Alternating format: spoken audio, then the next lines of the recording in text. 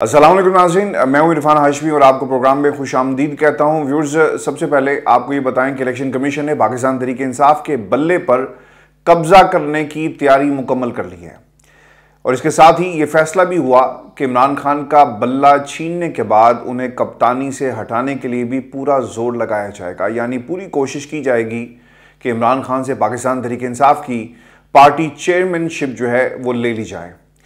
एक इंतहाई अहम फैसला आया इलेक्शन कमीशन की तरफ से। इलेक्शन कमीशन ने पाकिस्तान तहरीक इंसाफ इंट्रा पार्टी इंतखाबात से मुतल्लिक महफूज फैसला सुनाया और महफूज फैसले में पाकिस्तान तहरीक इंसाफ को इंट्रा पार्टी इंतखाबात 20 दिन में दोबारा कराने का हुक्म जो है वो सादिर किया और तब तक बल्ले के निशान पर पाकिस्तान तहरीक इंसाफ को इलेक्शन लड़ने की इजाज़त नहीं होगी जब तक आप ये इंतखाबात नहीं करवा देते।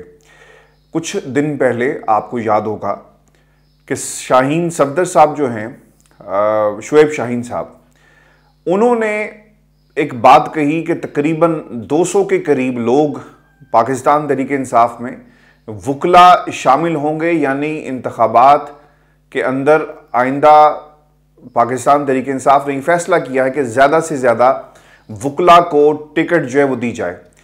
जब उनसे ये सवाल किया गया और ये सवाल मैंने भी पूछा कि कौन लोग होंगे ये भी ज़रा बता दें और इनके नाम क्या हैं, तो उन्होंने एक बात कही कि हम वक्त से पहले इनके नाम रिलीज़ नहीं करना चाहते, क्योंकि अगर हमने वक्त से पहले बता दिया तो ऐन मुमकिन है कि उनके ख़िलाफ़ भी केसेस का एक दरवाज़ा खोल दिया जाए और उन्हें इंतखाबी मार्के से दूर रखा जाएगा।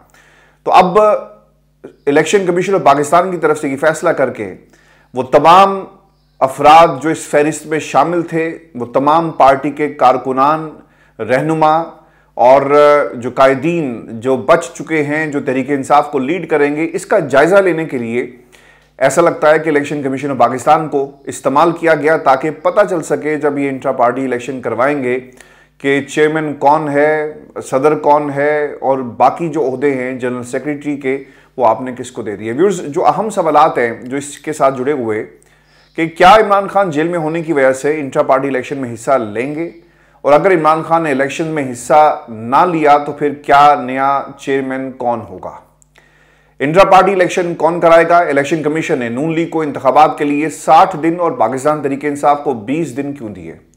अगर इलेक्शन वक्त पर ना हुए तो फिर इलेक्शन कमीशन मुमकिन कार्रवाई क्या करेगा। व्यूअर्स, इलेक्शन कमीशन का फैसला एक बदनीयती पर मबनी है। इत्तेजाज अहसन साहब को मैं सुन रहा था और वो ये कहते हैं कि ये फैसला बदनीयती पर किया गया और इसकी वजह यह है कि पाकिस्तान तहरीक इंसाफ ने गुज़श्ता साल 8 जून को पार्टी इंतखाबात की तफसीलात जमा कराई, लेकिन इलेक्शन कमीशन के मुताबिक वो तफसीलात शफाफ नहीं थी। दूसरा, इलेक्शन कमीशन ने जुबानी फैसला तो कुछ और सुनाया जिसमें कोई इतराज़ नहीं उठाया गया, लेकिन तफसीली फैसले में दोबारा इलेक्शन कराने का कह दिया गया। इलेक्शन कमीशन ने कई माह इंतज़ार किया, फैसला महफूज किया। जब इमरान खान नाअहल हो गए और इलेक्शन कमीशन को यकीन हो गया कि वो अब जेल से बाहर नहीं आएंगे, तो उन्होंने ये खेल खेला, क्योंकि उन्हें मालूम हो गया कि पूरी पाकिस्तान तहरीक इंसाफ टूट फूट का शिकार हो गई। तो फिर ये फैसला सुनाया गया ताकि इंट्रा पार्टी इलेक्शन में रुकावटें पैदा की जा सकें। ये फैसला आपने इतने महीनों के बाद क्यों सुनाया, इलेक्शन कमीशन ऑफ पाकिस्तान फैसला महफूज करके क्यों बैठा रहा, और दूसरी तरफ अगर इमरान खान को सज़ा आपने सुनानी हो तो अदालतें, रियासती मशीनरी सब की सब एकदम हरकत में आ जाती है। व्यूअर्स, ये सवाल कि क्या इमरान खान इलेक्शन लड़ सकते हैं, आपको बता दें कि इमरान खान के वकील बैरिस्टर गौहर खान ने वो ये कहते हैं कि ऐसी कोई नाअहली नहीं कि इमरान खान इलेक्शन में हिस्सा नहीं ले सकते। आपको इलेक्शन एक्ट याद रखना है और इलेक्शन एक्ट के मुताबिक आर्टिकल 62 और 63 के मुताबिक नाअहल इलेक्शन कमीशन नहीं कर सकता। उन्हें सिर्फ एक केस में सजा हुई जिसे हाई कोर्ट ने कलअदम करार दिया, उनकी नाअहली नहीं हुई। वो तमाम ऑफिस के लिए अहल है और वो इलेक्शन भी लड़ेंगे, लेकिन इलेक्शन कमीशन ने तोशाखाना केस के फैसले की रोशनी में एक नोटिफिकेशन 8 अगस्त को निकाला जिसमें यह कहा गया कि इमरान खान को आइन के आर्टिकल 63(1)H के तहत 5 साल के लिए नाअहल किया गया।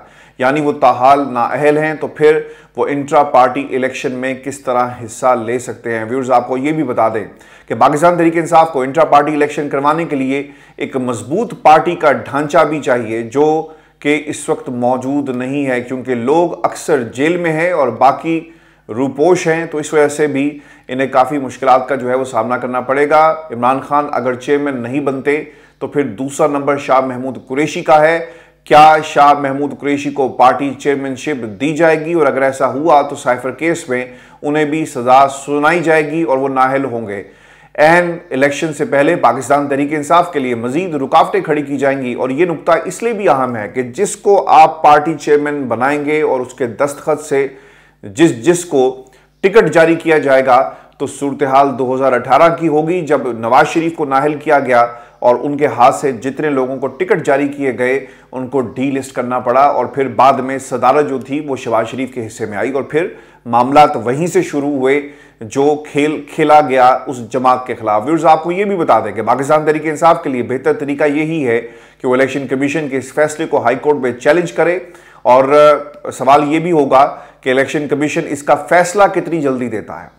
पाकिस्तान तहरीक इंसाफ का जी रद्द-ए-अमल भी आया है, और इलेक्शन कमीशन ऑफ पाकिस्तान का फैसला वो ये कहते हैं कि इदारे के मुसलसल मोतसबाना रवैये के तनाजुर में तवक्कुआत के ऐन मुताबिक साबित हुआ। फैसले ने पाकिस्तान तहरीक इंसाफ और बिलखुसूस चेयरमैन इमरान खान को इंतखाबात से बाहर रखने की रियासती साजिश एक बार फिर बेनकाब की। जायजा लेने के बाद आईनी, कानूनी और सियासी रास्तों से इसके खिलाफ भरपूर चाराजोई की जाएगी। तहरीक इंसाफ की चीफ इलेक्शन कमिश्नर से होने वाली 2 मुलाकातों में पार्टी को आईनी हकूक के तहफ़्फ़ुज़ की यकीन दहानी कराई गई, मगर आज जो फैसला आया वो पूरी कौम के सामने है।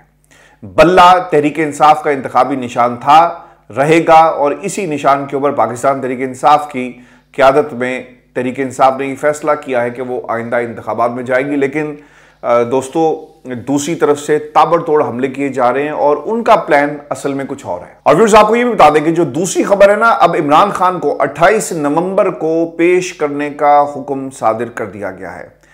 ऐन मुमकिन है कि हज़ारों अफराद इस्तकबाल के लिए पहुंचें और फिर इस्लामाबाद की हदूद में, यानी जहां पर जिस अदालत में इमरान खान को पेश किया जाएगा उस हदूद के अंदर दफ़ा 144 लगा दी जाए। पाकिस्तान तहरीक इंसाफ ने तैयारियां शुरू कर दी हैं, और ऑफिशियल सीक्रेट एक्ट खसूसी अदालत में जज अबुल हसनात मोहम्मद जुल्कुरनैन ने इमरान खान और शाह महमूद कुरैशी के खिलाफ केस की समाअत की है, और दौरान समाअत अदालती अमले ने हाई कोर्ट फैसले की कॉपी अदालत को फराहम की, जिसके बाद अदालत ने इमरान खान और शाह महमूद कुरैशी को मंगल के रोज़ अदालत में पेश करने का हुक्म सादिर कर दिया गया है। अब ये सवाल कि क्या हज़ारों कारकुनान इस्तकबाल करेंगे, बैरिस्टर गोहर बहुत ज़्यादा एक्टिव हैं और उन्होंने ये कहा कि 28 नवंबर को तारीखी इस्तकबाल होगा। हमने तैयारी अभी से शुरू कर दी है। अगर इमरान खान को जुडिशल कॉम्प्लेक्स लाया गया तो मुल्क भर से लोग इमरान खान के लिए, उनके इस्तकबाल के लिए वहाँ पर पहुँचेंगे। लेकिन गौहर साहब, जो रियासत ने तैयारी की है उसका क्या नतीजा निकलेगा? पाकिस्तान तहरीक इंसाफ के लिए हर तरफ से रास्ते जो है बंद किए जा रहे हैं, और ये जो दफ़ा 144 वाला मामला है, और फिर पूरी की पूरी पुलिस वहाँ पर मौजूद होगी, फ़र्द जुर्म आयद की जाएगी, और फिर इमरान खान को ऐन मुमकिन है कि वीडियो लिंक के ज़रिए जेल से ही इस ट्रायल के अंदर रोज़ाना, यानी जब भी समाअत होगी, इसमें पेश किया जाए। व्यूअर्स, अब ये सवाल कि क्या इमरान खान को पेश किया जाएगा? इस वक्त हुकूमत ने अगर इमरान खान की एक झलक भी लोगों को दिखाई तो पूरी तहरीक इंसाफ और उनके वोटर्स में एक नई जान डल जाएगी। आपको ये याद रखना है, पूरी तहरीक में एक नई रूह आ जाएगी, और हुकूमत इस वक्त ऐसा फैसला नहीं करेगी। मुमकिन तौर पर 1-2 पेशियों में इमरान खान की हाजिरी वीडियो लिंक के ज़रिए इसकी इजाज़त ली जाए, और इतने में जेल ट्रायल के लिए कानूनी चाराजोई जो है वो की जाएगी। और ये एक प्लान इस वक्त हमें हुकूमत का इस वक्त जो है वो नज़र आ रहा है। और दूसरी तरफ इलेक्शन कमीशन और सदर पाकिस्तान आरिफ अलवी साहब के हवाले से एक फैसला आया, और आइन तोड़ने पर यह आर्टिकल 6 का मामला है। सुप्रीम कोर्ट के जज ने इंतहाई अहम सवालात जो है वो खड़े कर दिए हैं, और इस फैसले को तफसील के साथ और इसके साथ जुड़े हुए सवालात पर जाने से पहले एक चीज़ मैं आपके सामने रख दूं कि आपको आज ये याद आ गया कि किस पर आर्टिकल 6 लगना है। ये आर्टिकल 6 और तौहीन अदालत की कार्रवाई शहबाज शरीफ के खिलाफ क्यों नहीं की गई, जब सुप्रीम कोर्ट ऑफ पाकिस्तान ने यह कहा कि 90 रोज़ में इंतखाबात करवाए जाएं।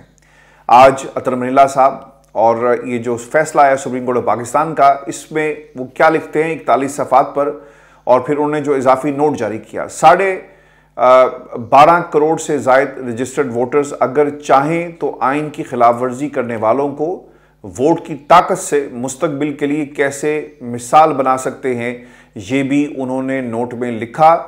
तो जनाब, आपकी खिदमत में एक अर्ज कर दें, पाकिस्तान के अंदर अवाम की सुनता कौन है?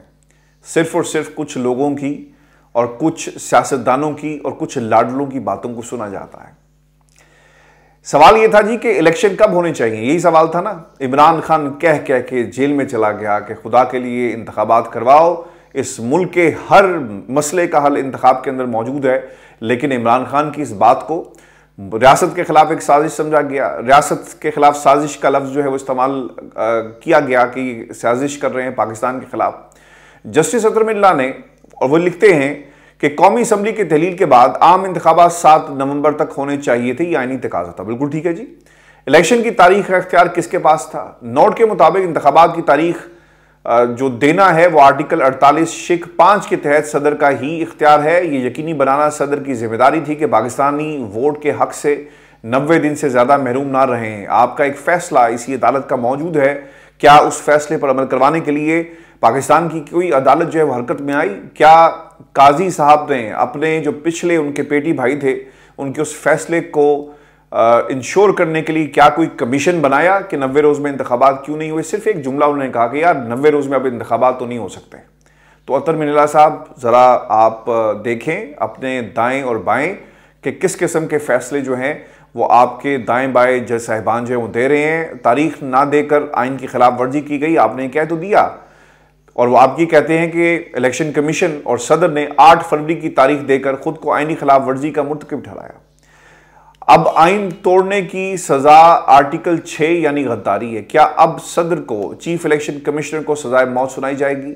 अगर सदर ने तारीख नहीं दी तो इलेक्शन कमीशन तारीख देता। नोट के मुताबिक सदर या गवर्नर इंतखाबात की तारीख देने की आइनी जिम्मेदारी पूरी नहीं कर रहे, तो इलेक्शन कमीशन को अपना किरदार अदा करना था। लेकिन यहां यह देखा गया कि सदर को गुमराह किसने किया। सदर को चीफ इलेक्शन कमिश्नर ने तारीख देने से रोका, सदर को वजारत कानून ने इलेक्शन की तारीख देने से रोका। सदर के खत का इलेक्शन कमीशन ने जवाब दिया कि वो इलेक्शन की तारीख देने के अहल ही नहीं, तो इसे रिकॉर्ड का हिस्सा क्यों नहीं बनाया गया? इलेक्शन के लिए कानून साजी की जरूरत। जस्टिस अतर मिल्ला के मुताबिक इंतखाबात ना कराकर अवाम के हकूक की खिलाफ वर्जी साबित हो चुकी। 12,56,26,390 रजिस्टर्ड वोटर्स को वोट देने के हक से महरूम रखा गया। इंतखाबात में ताखीर रोकने के लिए मुस्तकबिल में ठोस इकदाम करने की जरूरत है। फैसलों पर अमल करवा लें, इससे ज्यादा कोई ठोस इकदाम नहीं होगा। जब आइन को तोड़ा जाता है ना, तो आपकी अदालत का दरवाजा खटखटाया जाएगा, बार बार खटखटाया जाएगा। फैसले करवाएं और फिर फैसले दे नहीं, उन पर अमल दरामद भी आपको करवाना होगा। फिर ये इजाफी नोट लिखें या तहरीरी नोट लिखें या छोटा नोट लिखें या बड़ा नोट लिखें या पूछ कर लिखें या नकल करके लिखें, जैसे मर्जी लिखें, सिर्फ फैसलों पर अमल दरामद हो, तभी ये पाकिस्तान के अंदर रूल ऑफ लॉ जो है वो यकीनी हो सकता है। जब किसी को फांसी की सज़ा सुनाई जाती है ना, या फिर किसी को उम्र कैद की सज़ा सुनाई जाती है, या फिर किसी को कोई भी सज़ा सुनाई जाती है, कानून हरकत में आता है, उसे पकड़ लिया जाता है और पकड़ने के बाद जेल में फेंक दिया जाता है। एक रेट ऑफ लॉ मौजूद है।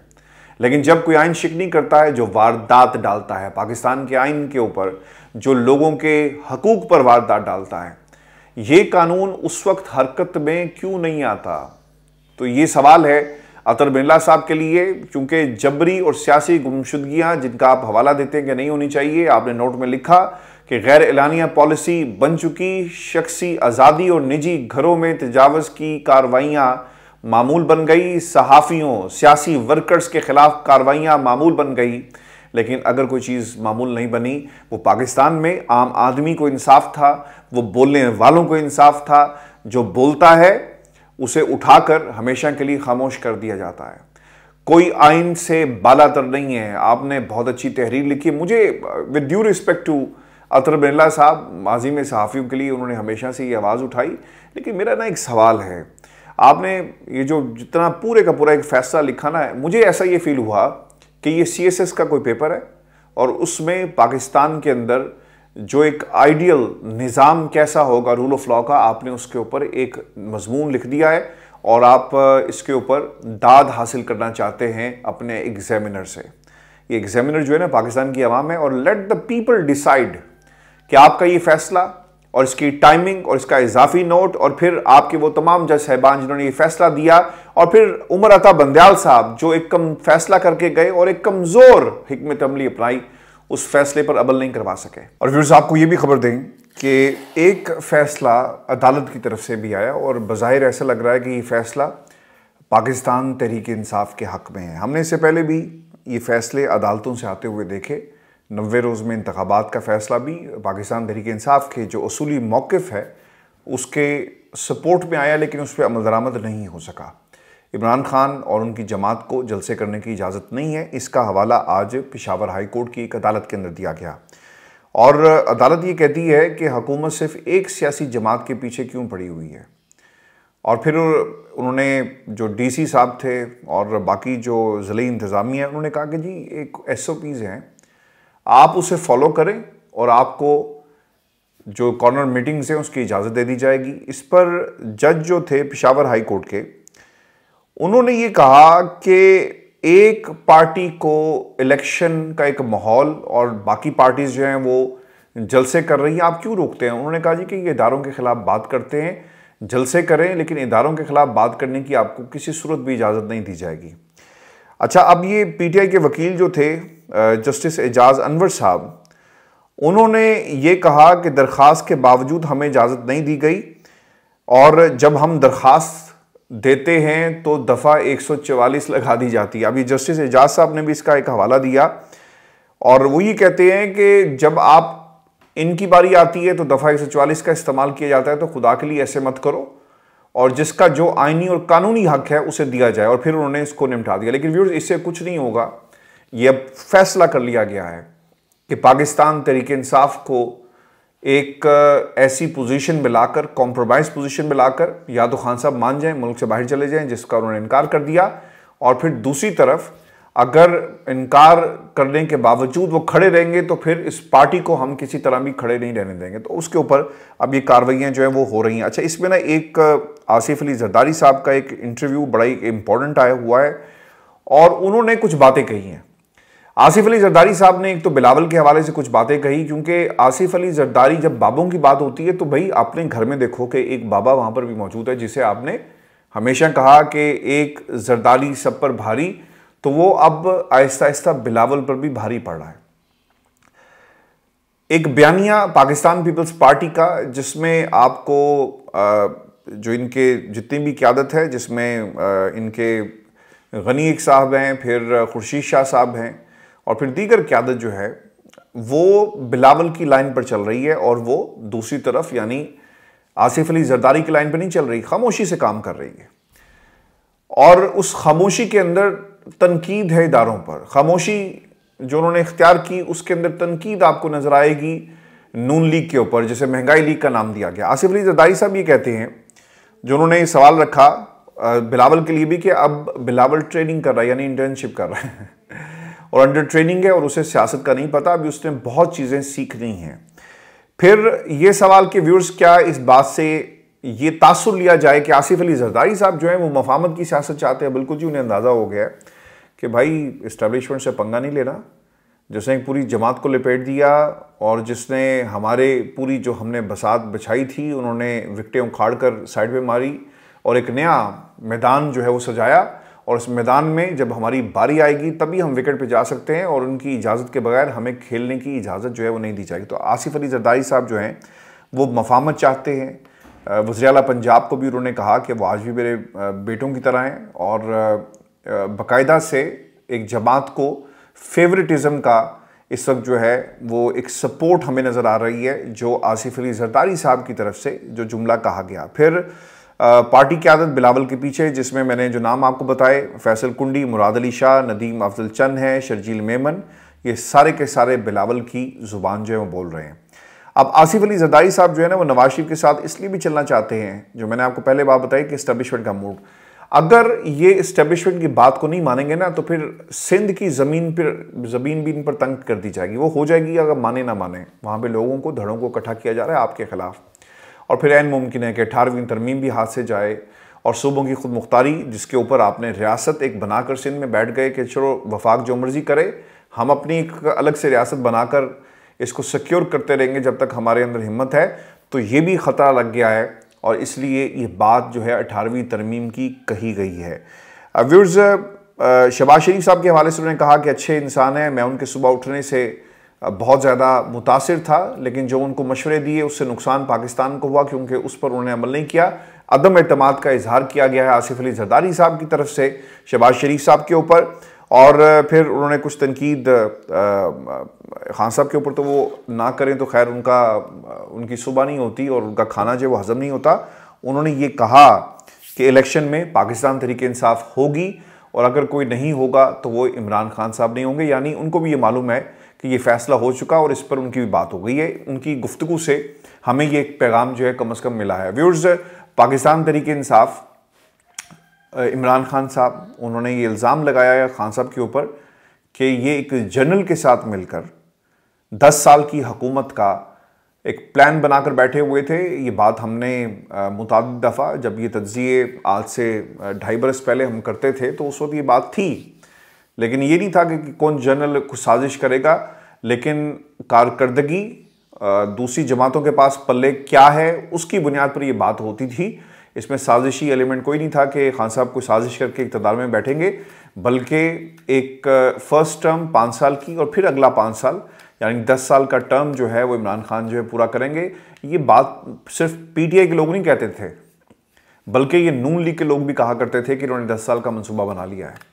तो फिर ये तमाम लोग इकट्ठे होकर, जिनका अपना कोई सियासी मुस्तकबिल नहीं था, अवाम से होता है ना, अवाम में आप जाते नहीं हैं, आप ड्राइंग रूम्स में बैठ कर साजिशें करते हैं, और जिनके साथ साजिशें परवान चढ़ सकती हैं उन लोगों के साथ हाथ में लाते हैं। तो व्यूअर्स, ये शो था आज का हमारा। अपने कमेंट्स भेजिएगा, चैनल को ज़रूर सब्सक्राइब करें। इजाज़त दीजिए, अल्लाह ने के बाद।